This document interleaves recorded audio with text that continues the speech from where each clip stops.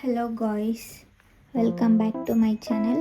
Actually ಸ್ವಲ್ಪ ಜನ ಅಂದರೆ ಯಾವ ಬುಕ್ ಓದ್ತಿದ್ದೀರಾ ಆ್ಯಂಡ್ MCQ ಪ್ರಾಕ್ಟೀಸಿಗೆ ಯಾವ ಚಾನಲ್ನ ಫಾಲೋ ಮಾಡ್ತಿದ್ದೀರಾ ಟೆಲಿಗ್ರಾಮಲ್ಲಿ ಅಂತ ಕೇಳ್ತಾಯಿದ್ರಿ. ಅದನ್ನು ಹೇಳೋಣ ಅಂತ ನಾನು ಈ ವಿಡಿಯೋ ಮಾಡ್ತಾಯಿದ್ದೀನಿ ಬುಕ್ ಲಿಸ್ಟ್ ಬಗ್ಗೆ. ಆ್ಯಂಡ್ ಏನಂದರೆ ಇವಾಗ ನಾನು ಈ ಬುಕ್ ಲಿಸ್ಟ್ಗಳು ಅಂತ ಹೇಳ್ತಿದ್ದಾಗೆ ನೀವು ಓದ್ತಿರೋ ಬುಕ್ನ ಬಿಟ್ಬಿಟ್ಟು ನಾನು ಹೇಳಿರೋ ಬುಕ್ಕಿಗೆ ಬರೋದು ಆ ಥರ ಎಲ್ಲ ಏನು ಮಾಡಬೇಡಿ. ಐ ಥಿಂಕ್ ಎಲ್ಲರೂ ಇದನ್ನೇ ಓದ್ತಿದ್ದೀರಾ ಅಂತ ಅನ್ಕೋತೀನಿ. ಇವಾಗ ನಾನು ಓದೋ ಬುಕ್ ಕಡೆ ಬಂದರೆ ಅದು ಇಲ್ಲ ಇದು ಇಲ್ಲ ಅನ್ನೋಂಗಾಗುತ್ತೆ. ಇವಾಗ ಏನು ಓದ್ತಿದ್ದೀರಾ ಅದಕ್ಕಷ್ಟೇ ಸ್ಟಿಕ್ ಆನ್ ಆಗಿ, ಬೇರೆ ಏನೂ ಇರಲ್ಲ. ಅದರಲ್ಲಿ ಸ್ವಲ್ಪ ಕಮ್ಮಿ ಇರ್ಬೋದು, ಇದರಲ್ಲಿ ಸ್ವಲ್ಪ ಜಾಸ್ತಿ ಇರ್ಬೋದು, ಅಥವಾ ಇದರಲ್ಲಿ ಕಮ್ಮಿ ಇದ್ದು ಅಲ್ಲಿ ಜಾಸ್ತಿ ಇರ್ಬೋದು ಅಷ್ಟೇ. ಅದು ಬಿಟ್ಟರೆ ಸೇಮ್ ಇರುತ್ತೆ ನಿಮಗೆ. ಆ್ಯಂಡ್ ಇವಾಗ ನಾನು ಫೌಂಡೇಶನ್ ಕೋರ್ಸಿಂದ ಸ್ಟಾರ್ಟ್ ಮಾಡ್ತೀನಿ. ಇವಾಗ ಟೈಮ್ ಬಂದು ಇನ್ನೇನು 11 ಗಂಟೆ ಆಗ್ತಿದೆ. ಓದ್ತಾ ಇದೆ, ಹಂಗೆ ವಿಡಿಯೋ ಮಾಡಿಬಿಡೋಣ ಅಂತ ಮಾಡ್ತಾಯಿದ್ದೀನಿ. ಫೌಂಡೇಶನ್ ಕೋರ್ಸಿಗೆ ನಾನು ಫಸ್ಟು NCERT ಬುಕ್ಸ್ ಎಲ್ಲ ಓದಿ ಒಂದು ಕೀ ನೋಟ್ಸ್ ಮಾಡಿ ಇಟ್ಕೊಂಡಿದ್ದೆ. ನನ್ನದೇ own hand writing hand notes. ನಾನು ನಮ್ಮೂರ ಲೈಬ್ರರಿಯಲ್ಲಿ ಇದೊಂದು ಬುಕ್ ಸಿಕ್ತು ನನಗೆ, ಚೆನ್ನಾಗಿದೆ. ಇದು ಲೈಕ್ MCQ ಥರ ಇದೆ, ತೋರಿಸ್ತೀನಿ. ಇಲ್ಲಿ ನೋಡಿ, 29 ಪ್ಲಸ್ 12 41 ಪೇಪರ್ಸು ನನಗೆ ಈ ರೀತಿ MCQ ಟೈಪಲ್ಲಿದೆ. ಹೀಗೆ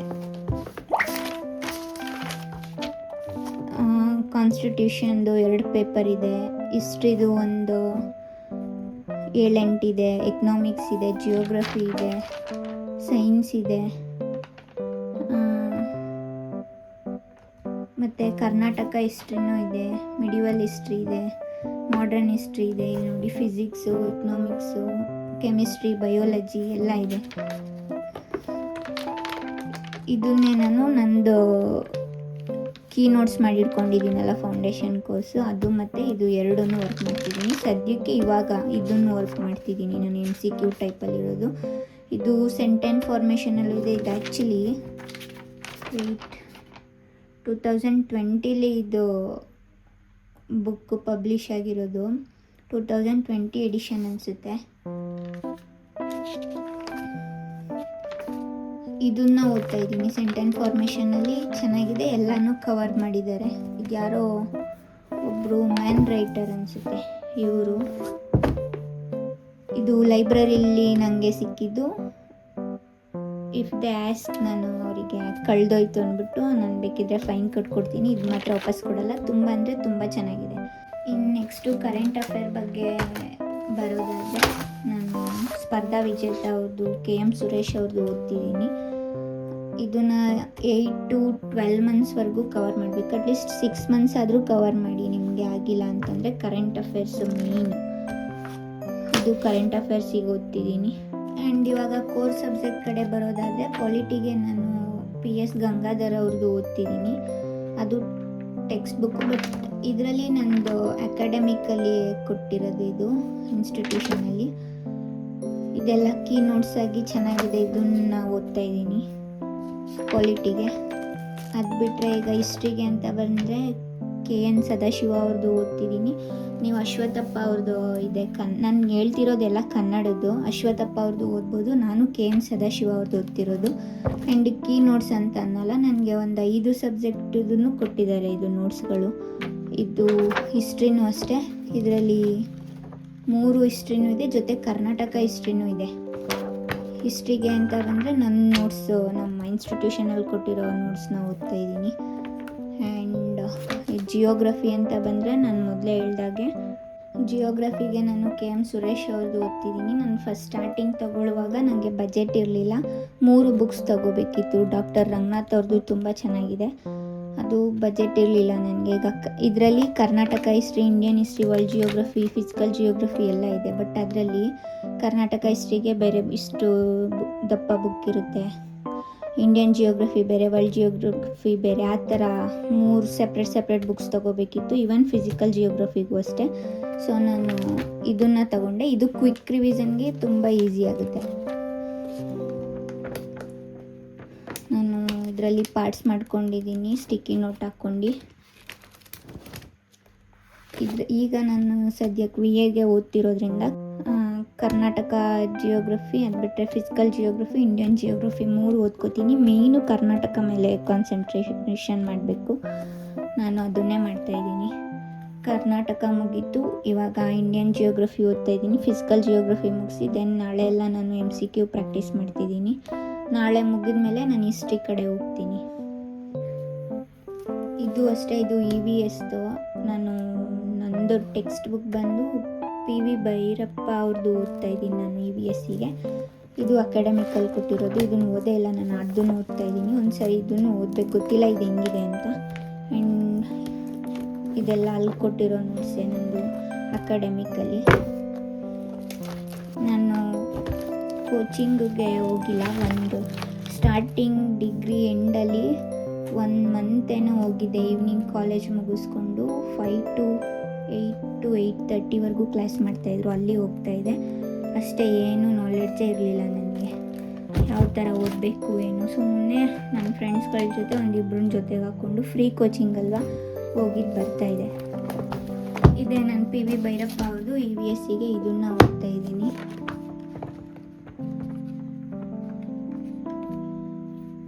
ಇದನ್ನು ಓದ್ತಿದ್ದೀನಿ. ದೆನ್ ಎಕನಾಮಿಕ್ ಬರೋದಾದರೆ ಎಕನಾಮಿಕ್ಕು ಗರಣಿ ಕೃಷ್ಣಮೂರ್ತಿ ಅವ್ರದ್ದು ಓದ್ತಿದ್ದೀನಿ. ಇದಂತೂ ಸಕ್ಕತ್ತಾಗಿದೆ ಬುಕ್ಕು. ನಾವು ಲಾಸ್ಟ್ ಪೇಜಲ್ಲಿ ಇದು ಎಲ್ಲ ಎಕನಾಮಿಕ್ಗೆ ರಿಲೇಟೆಡ್ ಆಗಿರೋ MCQ ಕ್ವಶನ್ಸ್ ಪೇಪರು. ಇದು ಒಂದು ಚಾಪ್ಟರ್ ಆದಮೇಲೆ ಕ್ವಿಕ್ ರಿವಿಷನ್ಗೆ ಅಂತ ಈ ಥರ ಪ್ರತಿಯೊಂದು ಚಾಪ್ಟರ್ ಆದಮೇಲೂ ಈ ಥರ ಕೊಟ್ಟಿದ್ದಾರೆ ಕ್ವಿಕ್ ರಿವಿಷನ್ಗೆ ಅಂತ. ನಾನು ಈಗ ಸದ್ಯಕ್ಕೆ ಇದನ್ನೇ ಓದ್ಕೋತಾ ಇದ್ದೀನಿ. ಮತ್ತು ಓದ್ತಾ ಗೊತ್ತಾಗುತ್ತೆ ಅಲ್ವಾ ಯಾವುದ್ರ ಮೇಲೆ ಸೆಂಟೆನ್ಸ್ ಫಾರ್ಮೇಷನ್ನಲ್ಲಿ ಓದಬೇಕು ಅಂತ. ಅದ್ರ ಮೇಲೆ ಮಾರ್ಕ್ ಮಾಡಿಕೊಂಡು ಸೆಂಟೆನ್ಸ್ ಫಾರ್ಮೇಷನ್ ಆಗಿ ಓದ್ಕೊಂಡು MCQ ಪ್ರಾಕ್ಟೀಸ್ ಮಾಡ್ತಿದ್ದೀನಿ. ಇದು ಹೇಳಿದ್ನಲ್ಲ, ಇದು ಎಕನಾಮಿಕ್ ರಿಲೇಟೆಡ್ ಆಗಿರೋ MCQ question paper. And then ಸೈನ್ಸಿಗೆ ಬರೋದಾದರೆ 4G ಸೈನ್ಸು ರವಿ HN ಅವ್ರದ್ದು ಓದ್ತಿದ್ದೀನಿ. ಇದರಲ್ಲಿ ಇವನ್ EVS ಇದೆ ಲಾಸ್ಟಲ್ಲಿ. ಮತ್ತು ಕ್ವಶನ್ ಈಗ ಪ್ರೀವಿಯಸ್ ಇಯರಲ್ಲಿ ಏನೇನು ಕ್ವಶನ್ಸ್ ಕೇಳಿದ SDA ಆಗಿರ್ಬೋದು, KS IAS ಅಲ್ಲಿ ಅದು ಕ್ವಶನ್ಸ್ ಇದೆ. ಚೆನ್ನಾಗಿದೆ. ಇದನ್ನು ಸೈನ್ಸಲ್ಲಿ ಇದನ್ನು ಓದ್ತಾ ಇದ್ದೀನಿ. ಆ್ಯಂಡ್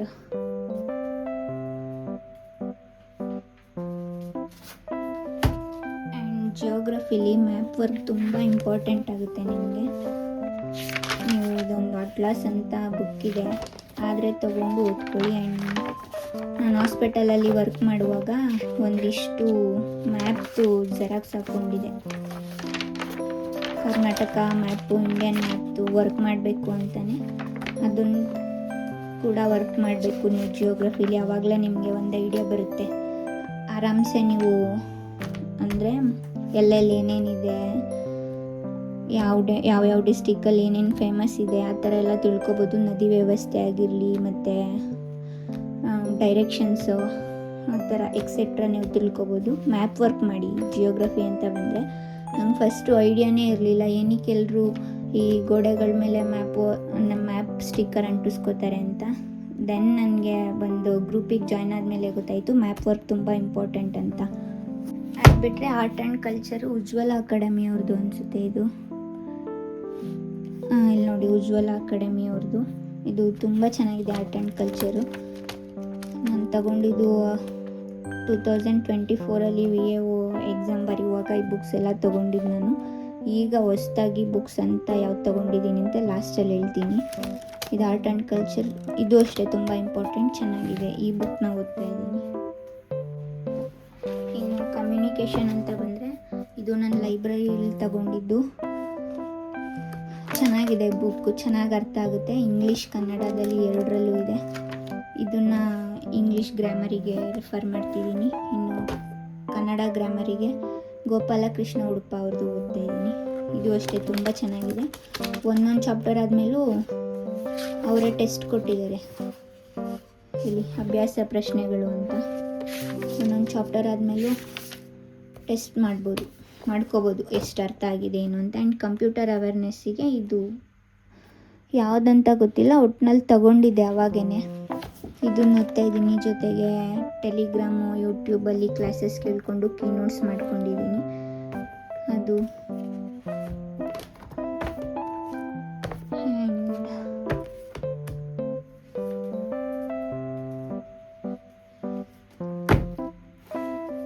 ಇದು ನಾನು 2024 ತಗೊಂಡಿದ್ದು. ಇದು ನೋಡಿ, ಗ್ರಾಮೀಣಾಭಿವೃದ್ಧಿ ಮತ್ತು ಪಂಚಾಯತ್ ರಾಜು ಅದಕ್ಕೆ ರಿಲೇಟೆಡ್ ಆಗಿರೋ ಹಾಗೆ ಒಂದಿಷ್ಟು ಇದೆ. ಈ ಬುಕ್ನ ಓದ್ತಾ ಇದ್ದೀನಿ. ನಿಮಗೆ ಬುಕ್ಗಳಿಲ್ಲ ಅಂದರೆ ಸದ್ಯಕ್ಕೆ ನೀವು ಯೂಟ್ಯೂಬ್ ಕ್ಲಾಸಸ್ನ ಕೇಳ್ಕೊಬೋದು. ಕ್ವಶನ್ ಪೇಪರ್ನ ವರ್ಕ್ ಮಾಡಿ ಸಾಲ್ವ್ ಮಾಡಿ. ಆ್ಯಂಡ್ ಒಂದು ನಿಮಿಷ ನಾನು ತೋರಿಸ್ತೀನಿ.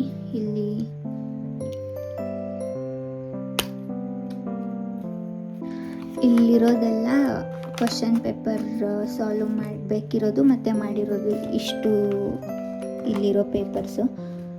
ನೀವೆಷ್ಟು ಕ್ವಶನ್ ಪೇಪರ್ ಬಿಡಿಸ್ತೀರಾ ಅಷ್ಟು ನಿಮಗೆ ಕ್ರ್ಯಾಕ್ ಮಾಡೋಕ್ಕೆ ಎಕ್ಸಾಮ್ಸ್ನ ಈಸಿ ಆಗುತ್ತೆ. ನಾನಿದು ಹಾಸ್ಪಿಟಲಲ್ಲಿ ವರ್ಕ್ ಮಾಡುವಾಗ ಡೇಟಾ ಎಂಟ್ರಿ ಆಪ್ರೇಟರ್ ಆಗಿ ವರ್ಕ್ ಮಾಡ್ತಿದ್ದೆ. ಆವಾಗ ನಾನು ಅಲ್ಲಲ್ಲೇ ಪ್ರಿಂಟೌಟ್ ತಗೋತಿದ್ದೆ ಒಂದೊಂದು ಕ್ವಶನ್ ಪೇಪರ್ಸ್ನು. ಕೆಲವರು MCQ ಪ್ರಾಕ್ಟೀಸ್ ಎಲ್ಲಿ ಮಾಡ್ತಿದ್ದೀರಾ ಅಂತ ಕೇಳ್ತಿದ್ದೀರಲ್ವ. ನಾನು ಸ್ವಲ್ಪ ಚಾನಲ್ಗಳು ಹೇಳ್ತೀನಿ ನೋಡಿ. ನಾನು ಮೇಯ್ನ್ ಸಜೆಸ್ಟ್ ಮಾಡೋ ಚಾನಲ್ ಯಾವುದು ಅಂತಂದರೆ ಚಿಗುರು ಚಾನಲ್. ಇದು ತುಂಬ ಚೆನ್ನಾಗಿದೆ. ಆ ದಿನದ್ದು ಕರೆಂಟ್ ಅಫೇರ್ಸ್ನ ಇಲ್ಲಿ ನೋಡಿ. ಅವಾಗವಾಗ ಕ್ವಿಝಸ್ನ ಅಟೆಂಡ್ ಮಾಡ್ಬೋದು. ಟೆಸ್ಟ್ ಸೀರೀಸ್ ಕೊಡ್ತಿರ್ತಾರೆ, ಅದನ್ನು ಅಟೆಂಡ್ ಮಾಡ್ಬೋದು ಫ್ರೀಯಾಗಿ. ನಿಮಿಷ ತೋರಿಸ್ತೀನಿ ನಿಮಗೆ. ಕರೆಂಟ್ ಅಫೇರ್ಸ್ ಆ ದಿನದ್ದು ಅಲ್ಲಲ್ಲೇ ಅಪ್ಡೇಟ್ ಮಾಡಿಬಿಡ್ತಾರೆ. ನೀವು ನ್ಯೂಸ್ ಪೇಪರ್ ಓದೋಕ್ಕಾಗಿಲ್ಲ ಮತ್ತು ಮ್ಯಾಗ್ಝಿನ್ಸ್ ಓದೋಕ್ಕಾಗಿಲ್ಲ ಅಂದರೆ ನೀವು ಇಲ್ಲೇ ಕಣ್ಣಾಡಿಸ್ಕೊತಿರ್ಬೋದು. ಈ ಥರ ಕ್ವಿಝಸ್ ಕೊಡ್ತಿರ್ತಾನೆ ಮತ್ತು ಆ ಕರೆಂಟ್ ಅಫೇರ್ಸ್ ಮೇಲೆ ಕ್ವಿಝಸ್ ಕೊಡ್ತಾರೆ. ಎವ್ರಿ ವೀಕ್ ಟೆಸ್ಟ್ ಸೀರೀಸ್ ಅವ್ರದ್ದು ಅಕಾಡೆಮಿ ಇದೆ ಅಲ್ಲ, ಎವ್ರಿ ವೀಕ್ ಟೆಸ್ಟ್ ಸೀರೀಸ್ ನಡೆಸಿ ಅದನ್ನು ಗ್ರೂಪಿಗೆ ಹಾಕ್ತಾರೆ. ಜೊತೆಗೆ ಕೀ ಆನ್ಸರ್ಸ್ ಕೂಡ ಹಾಕ್ತಾರೆ. ನೀವು ಅದನ್ನೇ ನೀವು ಪ್ರಿಂಟೌಟ್ ತಗೊಂಡು ಪ್ರಾಕ್ಟೀಸ್ ಮಾಡಿ ನೋಡ್ದಂತೆ. ಆಮೇಲೆ ನಿಮಗೆ ಗೊತ್ತಾಗುತ್ತೆ ಅಲ್ಲ, ನೀವು ನೋಡ್ದಂತೆ ಪ್ರಾಕ್ಟೀಸ್ ಮಾಡಿಕೊಂಡ್ರೆ, ಸಾಲ್ವ್ ಮಾಡಿದ್ರೆ ಕ್ವಶನ್ಸು ನೀವು ಎಷ್ಟು ಓದಿದ್ದೀರಾ, ಇನ್ನೂ ಎಲ್ಲಿದ್ದೀರಾ, ಇನ್ನೂ ಏನೇನು ಓದಬೇಕು ಅಂತ ನಿಮ್ಗೊಂದು ಐಡಿಯಾ ಬರುತ್ತೆ.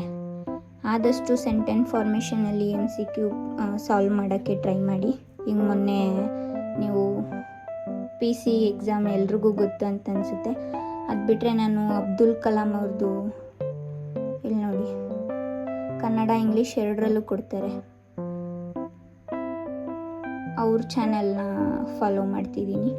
ಇದೆರಡು ಸಾಕು ಅನಿಸುತ್ತೆ. ಇನ್ನು ರಾಷ್ಟ್ರಮ್ ಇನ್ಸ್ಟಿಟ್ಯೂಟ್ ಒಂದು ಮಾಡ್ತಿದ್ದೀನಿ. ಇದು ಅಷ್ಟೇ ಚೆನ್ನಾಗಿ ಕೊಡ್ತಾರೆ. ಮೆಂಟಲ್ ಎಬಿಲಿಟಿಯಿಂದ ಹಿಡಿದು ಎಲ್ಲ ಸಬ್ಜೆಕ್ಟು ಚೆನ್ನಾಗಿ ಕೊಡ್ತಾರೆ. If you are interested you can follow this account.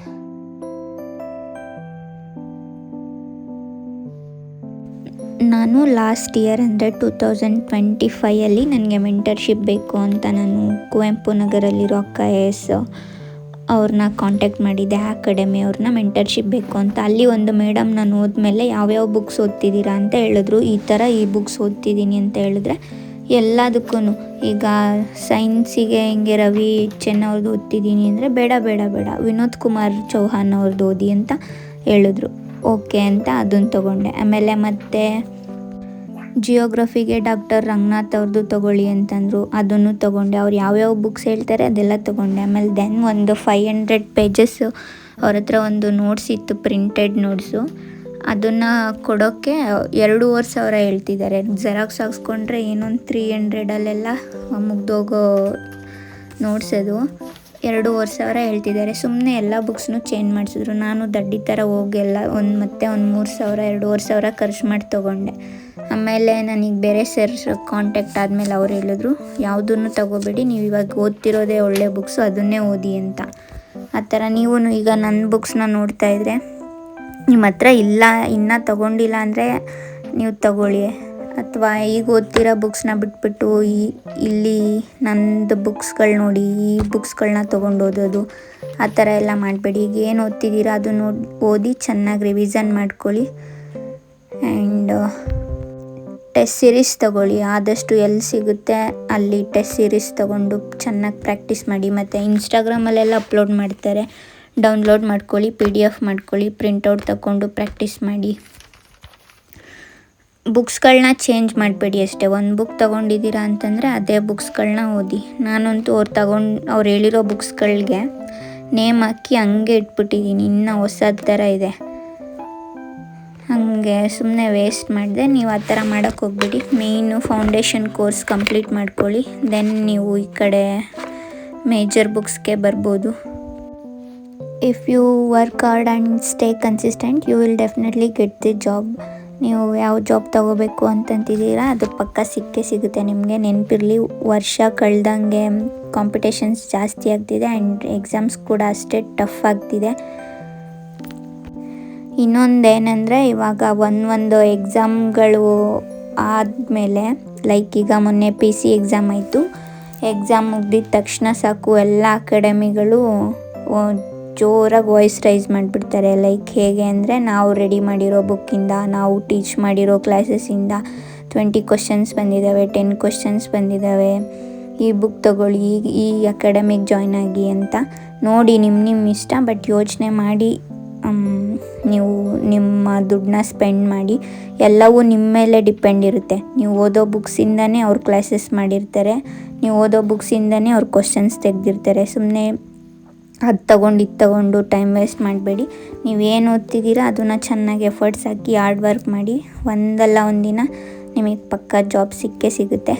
Distract ಆಗಬೇಡಿ, ಡಿಮೋಟಿವ್ ಅಂತೂ ಆಗಲೇಬೇಡಿ, ಅದನ್ನು ನಾನು ಹೇಳ್ತೀನಿ. ಆ್ಯಂಡ್ ನಂದು ಇದು 2.5 ಇಯರ್ ಆಗ್ತಿದೆ ನಾನು ಓದ್ತಾ. ನಾನು ಒಂದೇ ಎಕ್ಸಾಮ್ ಅಟೆಂಡ್ ಮಾಡಿರೋದು, VAO ಎಕ್ಸಾಮು. ಅದು ಬಿಟ್ಟರೆ ಇನ್ಯಾವುದು ಕಾಲ್ ಫಾರ್ಮೇ ಆಗಿಲ್ಲ. ಇನ್ನೊಂದು ಎಕ್ಸಾಮ್ ಅಪ್ಲಿಕೇಶನ್ ಹಾಕಿದೆ, ಬಟ್ ಅವಾಗ ನನಗೆ ಹುಷಾರಿರಲಿಲ್ಲ ಅಂತ ನಾನು ಅಟೆಂಡ್ ಮಾಡೋಕ್ಕೆ ಹೋಗಿಲ್ಲ, ಅದಷ್ಟೇ. ಅದು ಬಿಟ್ಟರೆ ಇವಾಗ ನಾನು ಮತ್ತೆ VAO ಎಕ್ಸಾಮ್ ಅಟೆಂಡ್ ಮಾಡ್ತಿದ್ದೀನಿ. ನೋಡಬೇಕು ಏನಾಗುತ್ತೆ ಅಂತ. And this is the time to focus mainly on revision. Don't get distracted by new books or unfamiliar topics. Just 45 to 50 days ಅಷ್ಟೇ ಇರೋದು. Revise everything you have already studied at least 4 to 5 times. Just revise whatever you studied. Now is not the time to keep adding new things. It's time to revision ಮಾಡ್ತಾ ಹೋಗಿ. ನೀವು ಏನು ಓದಿದ್ದೀರಾ ಅದನ್ನು. ಹೊಸದಾಗಿ ಏನಾದರೂ ಓದ್ತಿರೋರಿದ್ದರೆ, ನಾನು ಲಾಸ್ಟ್ ವಿಡಿಯೋದಲ್ಲಿ ಹೇಳ್ದಾಗೆ ಆಪ್ಷನ್ B ಜೊತೆಗೆ ಹಿಡ್ಕೊಂಡು ಓದ್ತಾ ಹೋಗಿ. ಆ್ಯಂಡ್ ನೀವು ಫೈನಾನ್ಷಿಯಲಿ ಎಲ್ಲ ಚೆನ್ನಾಗಿದ್ದು, ಮನೇಲಿ ಸಪೋರ್ಟಿವ್ ಆಗಿದ್ದರೆ, ನಿಮಗೆ ಅದು ಏನೂ ರೆಸ್ಪಾನ್ಸಿಬಿಲಿಟಿ ಇಲ್ಲ ಅಂದರೆ, ನೀವು ಇದೊಂದಕ್ಕೆ ಸ್ಟಿಕ್ ಆನ್ ಆಗಿ ಚೆನ್ನಾಗಿ ಹಾರ್ಡ್ ವರ್ಕ್ ಮಾಡಿದ್ರೆ ಪಕ್ಕ ನಿಮಗೆ ಬೇರೆಯವ್ರಿಗಿಂತನೂ ಬೇಗ ಜಾಬ್ ಸಿಗುತ್ತೆ. ಎಲ್ಲವೂ ನಮ್ಮ ಮೇಲೆ ಡಿಪೆಂಡ್ ಇರುತ್ತೆ, ನಾವು ಹೆಂಗೆ ಓದ್ತೀವಿ ಹಾಗೆ. ಸುಮ್ಮನೆ ಬೆಳಗ್ಗೆಯಿಂದ ಸಂಜೆವರೆಗೂ ಬುಕ್ ಮುಂದೆನೇ ಕೂರೋದಲ್ಲ. ಇವನ್ ನಾವು 1-2 hours ಓದಿದ್ರೂ ಏನು ಓದಿದ್ದೀವಿ ಅನ್ನೋದು ಮ್ಯಾಟರ್ ಆಗುತ್ತೆ.